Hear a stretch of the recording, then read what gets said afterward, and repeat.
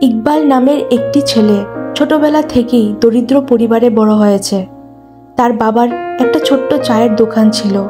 পড়াশোনা করতে তার খুব ভালো লাগতো, কিন্তু বাবার আর্থিক সামর্থ্য ছিল না তার স্বপ্ন পূরণ করার। ইকবাল ছোটবেলায় অনেকবার অন্যদের কাছে অপমানিত হয়েছে তার গরিব অবস্থার কারণে, কিন্তু সে কখনো হাল ছাড়েনি।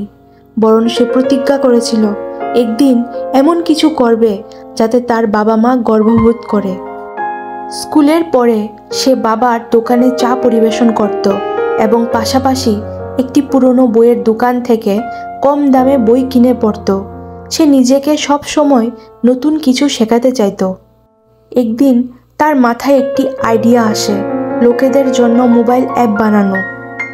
সে ইন্টারনেটে ফ্রি কোর্স দেখে নিজের জমানো সামান্য টাকা দিয়ে একটি পুরনো ল্যাপটপ কিনে।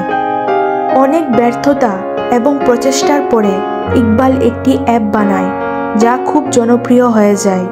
অ্যাপটি তার জীবনের মোড় ঘুরিয়ে দেয়। সে তার বাবার চায়ের দোকানকে একটি বড় রেস্টুরেন্টে রূপান্তরিত করে এবং গ্রামের অন্য ছেলে মেয়েদের পড়াশোনার জন্য একটি স্কুল তৈরি করে। আজ ইকবাল একটি সফল উদ্যোক্তা। তার জীবনের শিক্ষা হলো স্বপ্ন দেখো, কঠোর পরিশ্রম করো আর কখনো হাল ছাড়বে না, সফলতা আসবেই।